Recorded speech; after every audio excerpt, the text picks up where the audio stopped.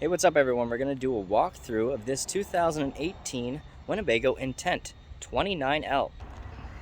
This RV has got one slide, one full wall slide located on the driver's side, going the full length of the RV. We'll show that to you when we get to the other side. We have not a front entry door, but kind of a middle entry door, but not dead center in the middle. It's a little bit behind the wheel there, as you can see, so it's about 3/4 of the way up the RV.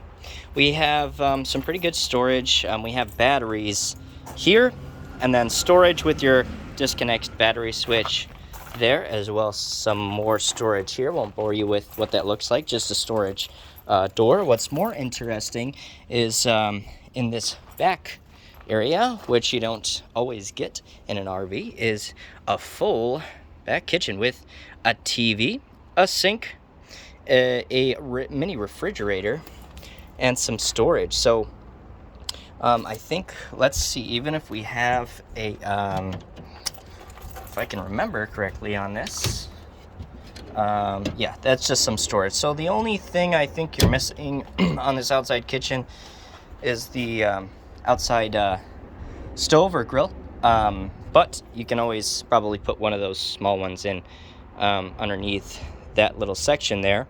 But you'll probably see outside kitchens, when you do find them, in gas Class A's or oftentimes fifth wheels, and sometimes travel trailers, but they're not very common. Some people ask for them, and it's a really nice feature to have if you're doing a lot of outdoor camping with your RV and you're at locations. You do a lot of cooking. You don't want to be indoors because you're in the good weather with your motorhome. You're traveling, you're at parks and all that good stuff. So this RV is fairly unused. It's a 2018. It only has 18,000 miles on it.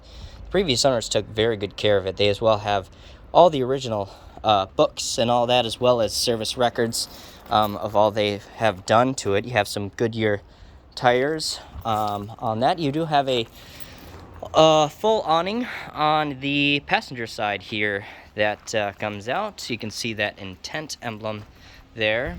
And over on this side, you have that full wall slide with some more storage, and then you have back here your water tank systems, and you do have your generator right there. So that generator will be enough to power the AC. I would say that, you know, all RVs have downsides. I would say that the one downside that this RV has is that it has one AC, but being that it is only 30 feet, it should be plenty enough in almost all climates to give you enough air. It's just going to take a little bit longer to distribute that cold air and hotter weather. I'm here in Arizona at Casone's RV, so we do have some really hot days, and on those days it will struggle to get your RV colder quicker, but it will do the trick.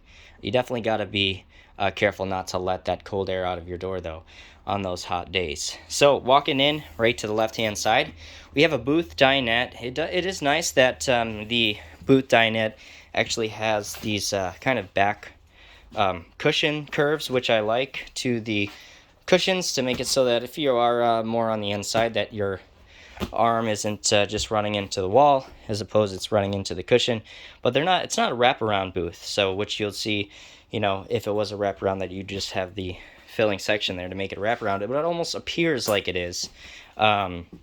You also have a bed here, so this dinette turns into a bed. As well, across from that, you have a pull-out couch with seat belts. That as well is a sleeper. Some really nice colors through here. Some brown, some gray, kind of moderate feel to it. I would say that definitely mutual colors is always a smart choice. It's never a bad choice, because it will stand the test of time. You know, this RV in 10 years isn't going to look dated with the colors and everything that you have in here.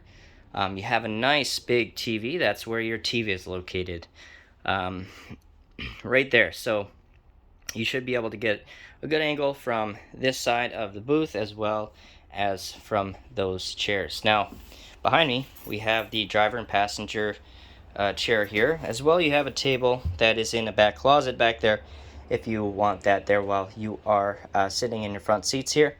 These chairs do swivel and turn around. You're not going to run into an issue with this driver's chair. I don't even think it goes far back enough for the slide to be in the way. Sometimes that can be a problem when you're looking out to make sure that that front seat is in, but you have a lot of space. It can definitely go back further, but I don't think you're going to even be able to get it back to that backslide. Maybe if you tilt the seat back way back, but you wouldn't be driving like that. So you're not going to run into having to pull that seat up in order to put the slide in.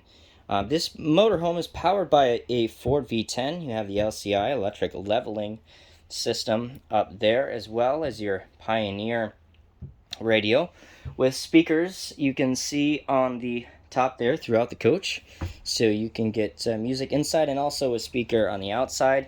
Pretty decent sized dash. I kind of like that metal detail that they did here with the dash, the Intent metal detail. It looks very nice and clean, as opposed to sometimes the fabrics or the leather or pleather, I should say, on the front dashes can get scratched up and stuff, which these can too, but obviously they're going to be able to be a lot more resistant in time than having that type of dash, metal dash, instead of the the pleather dash. So that's pretty cool. Right above me we have a little bit of storage on the left hand side, another speaker up there, and you have a drop down queen size bunk. So this RV does sleep technically a total of 8.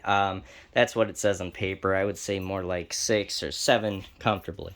But you have 2 that sleep up there, 2 that sleep on the booth dinette. This pulls out into a sofa, so 2 there and 2 on the bed. Right to the left of the couch we have the kitchen. A little bit of space to work here on the right hand side. They made it so you at least aren't limited to having no room or no place to set anything while you're working. You do have some cabinets right here over to the left hand side, as well as this does have an oven, and so you only have a small microwave in this as opposed to a bigger one, because it's not the convection. Some people prefer not to have an oven, some people prefer to have an oven. It's just what you really like to use, whether you like to use those ovens or microwave. You have the 3 burners there on the top, as well as the stainless steel appliance sink. We have all our controls here. As soon as you, right behind the bunk, behind the TV here, you have all your levels right there. You have your bed lift, you have your slide, extract, retract, and you have the max air controller there. Right behind that, here is your bathroom. You have your toilet, plenty of space for your feet, sink, and your shower. So luckily in this you do have a little bit more space. I always prefer a square rectangular shower, as it always seems to give you a little bit more space than you would have in a corner shower, which is nice.